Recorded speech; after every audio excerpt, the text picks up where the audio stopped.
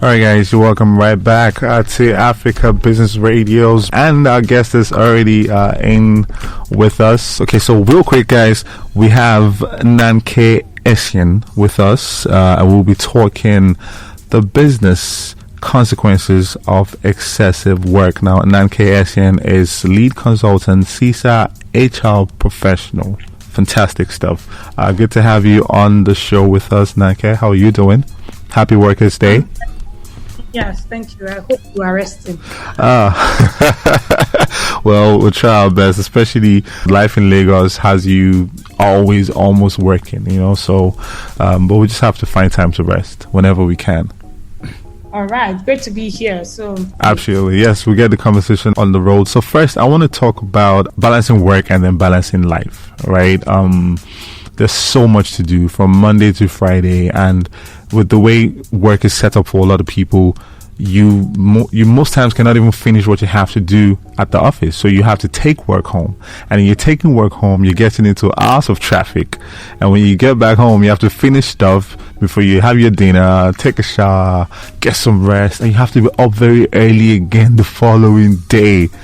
So it is crazy. Can you just give us, in your own words, from a professional angle, a few tips and ideas to maneuver that or balance that? How does one maneuver this? Okay, so there are a few things that immediately come to mind when it comes to work.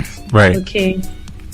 On the positive side, there's two words. One is productivity and the other one is meaning. And I'll explain them at the end of the day. Okay. And then on the flip side, there's distraction, there's procrastination, and there's all of the productivity killers, that fill up our day. Now, from a business owner point of view, one thing that you must understand is the way to be able to allocate resources to the humans in your organization and to the projects that require this proper allocation. The reason I'm saying this is that when you understand the depth of a project, the profitability of a project, the operations of a project, it's easier for you to determine how many people the project really requires, the sort of data, the sort of information, the sort of resources. Because at the end of the day, what you require as a business owner is results. So if you're not able to pretty much track the current status of your project, be able to track your project, is very difficult for you to be able to allocate resources. And that's when you start to find that some people within your organization are either underworked or overworked, right, or you find that results are not coming through as you would require. Now, some of the typical signs of a system that is overworked or that is not operationally fit. What I mean by that is that when the resources are not allocated, accordingly, you find that you need to constantly shout at your team members or prod them to be able to meet deadlines. Okay, find that people are no longer at the same capacity that they began with initially when the project or the job or the task started. You find, most importantly, that your clients are beginning to complain about one area or the other. It's either things are getting to them late, or they're not getting the same quality of product, or they're not getting the same quality of attention they used to get in the past. Sometimes you also hear things like, the quality of output is beginning to suffer. Most importantly, you find that your staff members are working longer hours. It's not because they have too much to do. It's because you have not been able to allocate time actively. You find that there's no longer new ideas coming into your system. People are complaining about monotony. And I'm saying this because these are telltale signs that a lot of employers see on a day-to-day basis that they ignore. And when they ignore, they think more about punitive measures. So how do we punish them? How do we put them on position? How do we give them this without actually treating the root cause? Right. Whenever I have the opportunity of talking about things like this, it's important for us to deal with the root cause. Okay. And as these things begin to build up, you find out that your revenue growth is beginning to slow down. Okay. You find out that the opportunities that you should have been experiencing in the marketplace begins to slow down as well. You find that even your most experienced or most active staff member begins to also, drain down or go doing and are no longer lackluster. When you start to notice these signs, it's not time for you to start punishing people or to start suffering people. It is time for you to take a step back and ask yourself exactly what is going on within the team that needs to change.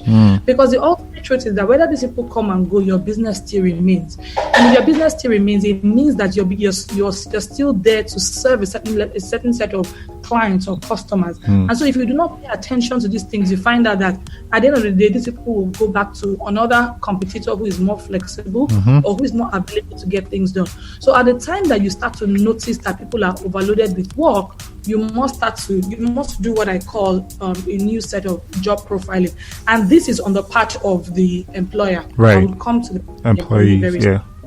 What you need to do is to sit down and go through the different projects within your organization. I talk about audits all the time because audit is only truly when you know exactly word for word, apple for apple, what is going on within your organization. You cannot afford, to just have, how they say, a bird's eye view. Even if you're going to have a bird's eye view, you must understand what is going on at every phase, within your project. So sit and ask yourself, what is the extent of this project? Beyond the extent, what is the result we are trying to get from this project? In other words, what are we trying to deliver to whoever is the final stakeholder? Now, you want to ask yourself, typically, what are the processes that goes from start to finish? This is you doing it by yourself, okay? And you want to now sit down with your team members and know exactly what they're doing on the project.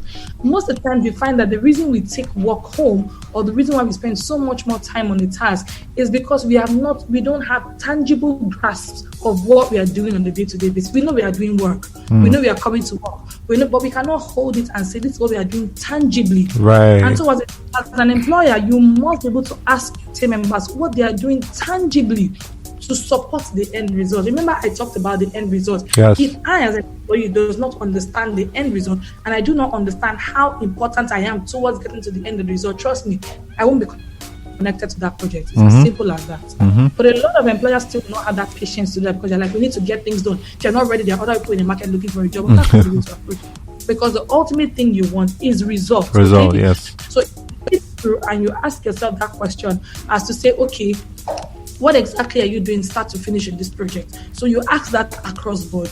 Because you understand the end result and you know what exactly is required to get you to that point, you will start to see those who are overloaded with work and you start to see those that are sitting on the fence.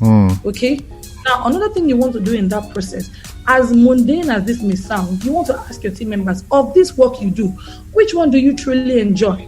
And which one do you want to let go? The reason is that you want to redistribute and allocate the resources according to strengths within your team. And I'm saying this because there is an end result that you're looking out for. Now, if you're not thinking in terms of end results, you will say this is a lazy man approach. After all, they're just being lazy, they're not doing anything. No, what you want is results, and what you want is a system that is as efficient as possible. Absolutely. So whatever you need to get efficiency within your system is what you will do. So you need to ask that question so you can understand if somebody has outgrown doing some administrative things, then the people sitting on the fence can take on that work, as a learning process, as for them to grow, within that space. If somebody is no longer okay with doing back-end accounting, is now, more vast in having front-end conversations, you want to be able to reallocate your resources to make sure you're getting the results. So if as an employer, you're thinking results, it changes the meaning. Remember I talked about meaning initially. It changes the meaning of how you see the project. So you're no longer seeing your staff members as horses. You're not seeing them as collaborators to help you to achieve the right result. Right. Now, after you've achieved the result, if you want to rearrange your team, based off of what you have learned from this, it's okay. But at the point where you have a pressing need or a pressing project, you need to get results from. Everything you need to do to get results out, you get it. Okay? At the end, you do what you call lessons learned. Right. So from the lessons learned, you determine what you need to change, what you need to take out, what you need to remove, what you need to edit to make the process better. But I say to every CEO right now who is experiencing some of those telltale signs I mentioned initially, please do not waste any more time. Sit with your team members and try to determine what truly is required. And in some cases, you might need to hire new people. Right. Okay? might need to hire new people. You might need to think of adding new resources, maybe in terms of automating a particular process. You might need to even hire some temps. Some things may need to rebalance or change. You might need to reduce somebody's salary to increase somebody's, so you can give that person more work to do. It just depends on what is required at that time. Right. Okay. Now, let's go to the employees.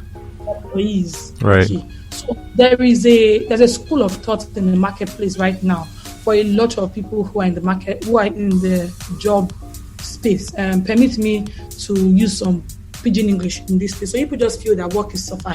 Okay, that they're just going there because they need to pay the bills and whatnot. So you find that people are beginning to daydream a lot, when it comes to work. I can easily go ahead and tell you that, have a to-do list, have a listing list.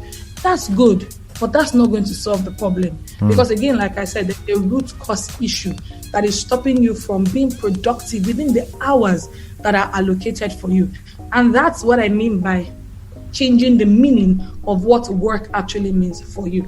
Right. Okay, I hope I can finish this in the next 2 seconds. So if you find that you're waiting last minute before you're ever able to deliver on your job, or you're struggling to focus, or you find that the hours in the office are not too much, then please pay serious attention. The first thing that you need to ask yourself is that, what does it mean to be productive within the time frame that I have been allotted? You see, some of these things I say, a lot of people are always looking very cosmetic. They're very simple, but because it doesn't sound like a prophecy, some people might not do it. But those who this message is for, they would hear it, and there'll be changes made even on an unconscious level to be able to help them handle the challenges that come in the organization, because life will test you whether you like it or not. Absolutely. Absolutely. Whether you like it. And if this happens, you must be able to have the tools to help you adjust. That's when you're able to get to the next level. So the first thing you want to ask yourself, I remember I mentioned 2 things earlier: productivity and meaning. Okay, you think about productivity as the amount of meaningful things. Take note. If you think about productivity as the amount of meaningful things that you can get done within a given time, it changes the meaning of productivity for you. It's no longer an abstract thing. It's no longer a hardware type of conversation. It's now something that relates to you. Right. Joshua, how much meaningful task can you get done at this given or limited time that you have? So the way you're thinking about it is that the more efficiently you can get more meaningful things done, the more time you get to spend with things that are exciting to you. Right. Change meaning. It now makes you start to look forward to doing what you have to do, so you can have more time spending, you can have more time doing the personal things that mean that means more to you. So for instance, going home, just stretching your leg and relaxing. The more efficient you are within the 8 hours time slot that you're given, the more you're able to do that. Now, this is not saying that when you have some project, you will not have some extra time to spend in the office, but it shouldn't be every day. So productivity in another sense means that you, Joshua or Nnanke, you're always bringing your best self in every situation. Right. You're always bringing your best in every situation you find yourself. You're always bringing your best self in every situation you find, no matter how difficult. And I don't have enough to go through this, but what you want to think about work, a lot of us have aspirations, a lot of us have dreams, a lot of us have maybe a different type of future that we imagined for ourselves. Right. But because we don't have the resources immediately, so this might be finances, this might be time, we might not be able to get to that place where we need to be. So how you need to think about work basically is that work is that can you hear me? Sorry, yes. Can you hear me? Yeah, I can hear you. Okay. So for you that you're an employee, how you need to think about work is that work is that vehicle. Okay? Yeah. Work is that vehicle that is taking you closer and closer to your dream of becoming whatever it is you want to become in life. Okay? Think about work in that way. That's a journey. Work no longer looks like a task. Bless you. That's it. It no longer looks like a task. It no longer looks like something that you have to break your back doing. It just looks like something that is for the time being, that is taking you closer to becoming whoever or whatever you want to be. Right. Some people want to become managers, some people want to become CEOs. Some people want to become, reference points. Some people want to become elders in their society. Whatever the case is, whatever it is that is your dream for you, have that dream constantly in front of you every single time you are going to this place called a job, and consistently tell yourself that job is a vehicle that is taking you closer and closer to becoming whoever it is you said you want to be.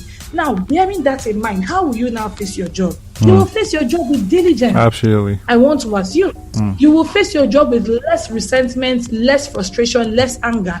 Instead, you will face your job with more, zeal. Yeah, more enthusiasm. Exactly, more enthusiasm. Who do I need to become? Who do I need to become to be able to get past this vehicle on time? Right. I need to be more efficient. I need to be more resilient. I need to be somebody that my team members would always refer to. I need to invest in myself. Again, I need to be more resourceful. I need to just be my best self, so that the journey that needs to take me, or the distance needs to take me from where I am to my dream, whatever, shorter. That way, your job becomes a transaction. And when I say transaction, it's not a relationship. Let me remove the word transaction. It's not a relationship. Like, hey guys, I'm going to you this money, not because I'm necessarily enjoying what I'm doing, but because I know that if I do you diligently, I will be able to get 10 steps closer to where I want to be. If you have that mindset, productivity and distractions and all of those other productivity killers become a thing of the past. Right. So what do you need to do to set yourself up for success? I'm going to just say this real quick. Right. The first things first is that I've told you about the audit. I've spoken to you about the audit. Right. Audit also works for you. What do you do on a day-to-day basis? What do you do? When you think about your various processes within your space, what does it take you to get from point one to the end result? When you're able to outline it tangibly, then you have a case to sit down with your boss and renegotiate the volume of work you're doing. And the way that you say it is that, okay, so I do a lot of all of these things, but I'm excited about doing steps 5, 6, 7. We have a front desk officer who is hardly ever really engaged. So do you think I can start shelving up 1, 2, 3 for her so that I can focus on doing 4, 5, 6? You're not saying you're not doing the work. You're only saying I'm empowering somebody else within my team. Right. Okay? So that is one way to do it. A lot of times, if I ask you now, why do you spend 10 hours at work?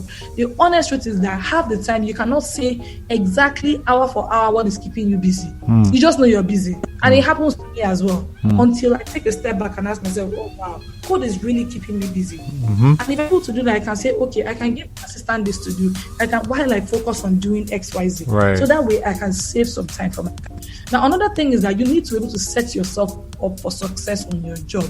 Whether it is too much work or it is not too much work, I see it so much as a learning experience, because if I'm able to stretch myself outside my zone of comfort, you would find that the lessons I learned from it is all mine, and I'll be able to infuse it into another organization. Maybe when I see a similar situation happening, I might be able to infuse it into my parents' business when I see a similar situation happening. Or if eventually I happen to have my own business in future, when I see those signs, I can immediately be able to solve them. So those lessons are all yours. It is not suffering. Think of your job as a vehicle that is closer and closer to the dream or the fantasy or the life that you always wanted to live. Fantastic. Now, I was going to quickly talk about setting yourself up for success before I end my sermon. You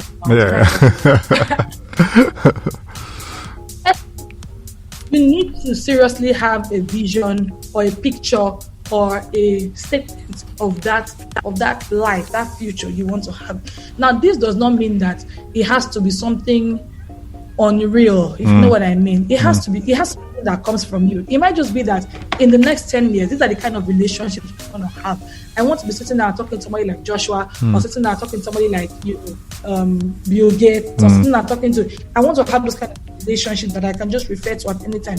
That might just be because there are certain steps that will take you to that dream. Right. But there's who you need to be able to get that point. Okay, so it doesn't have to be anything. I want to blow. I want to get $10 million. Those are good dreams. But think about it in terms of feelings, in terms of the kind of relationship you want to have, the kind of people you want to relate to, the kind of customers you want to, whatever.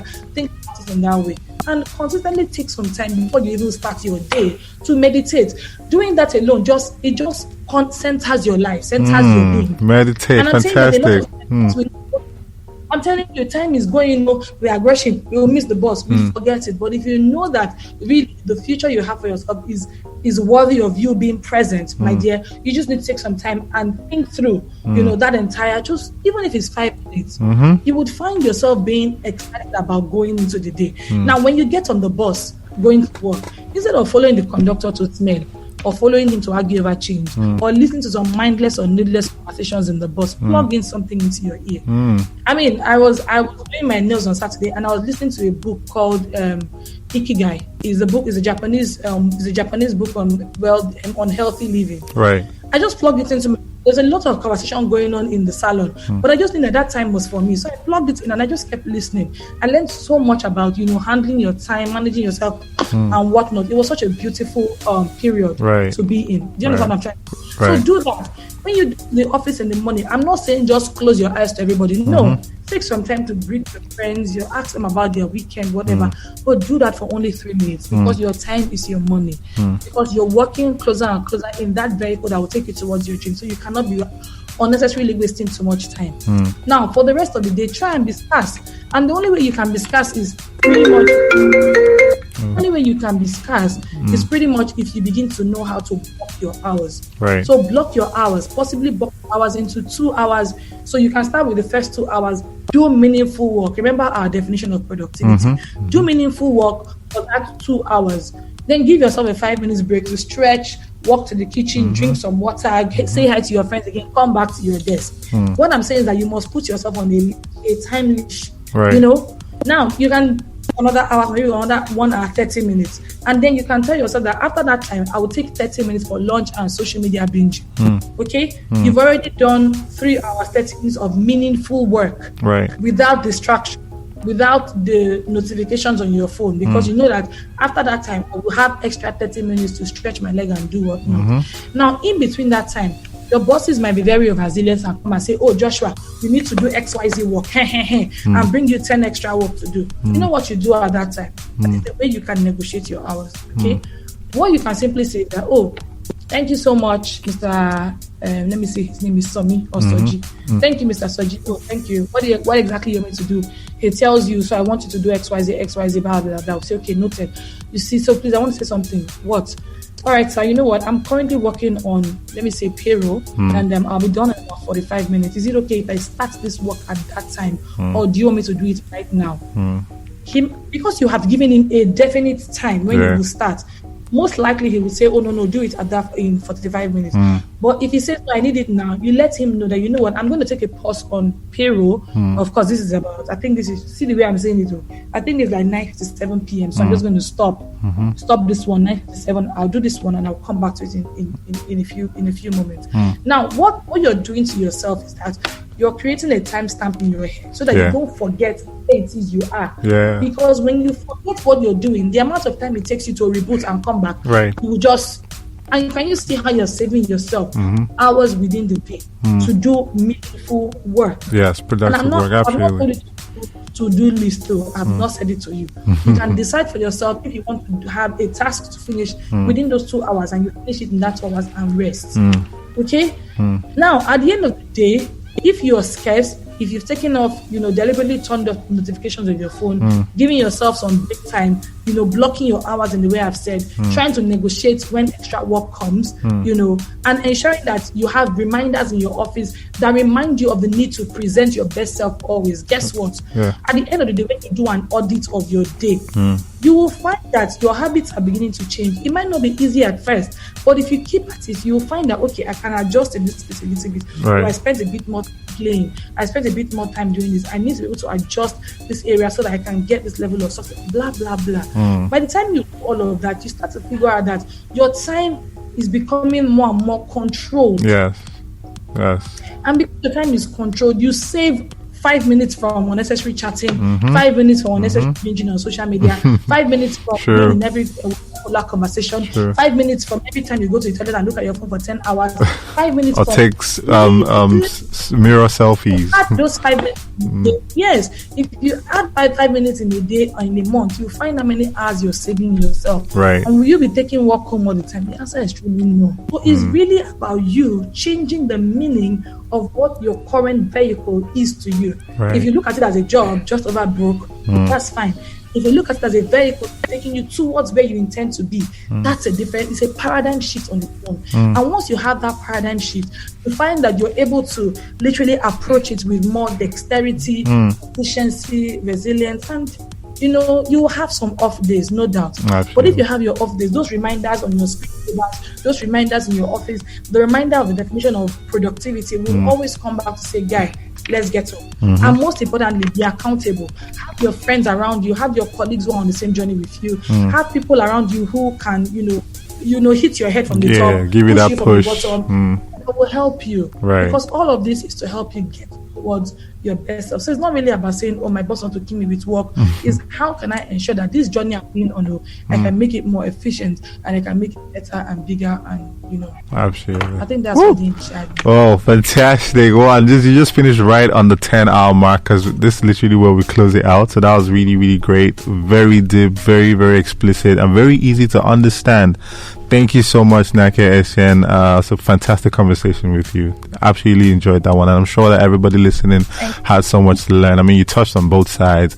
First of all, took the employers to the cleaners, and then he also touched on the employees.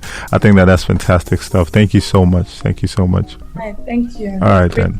Yes, absolutely. All right, bye. Yeah, bye. All right, guys, I've been talking to Nnanke Essien, who is a HR professional and lead consultant, Sisa, and that was a great conversation.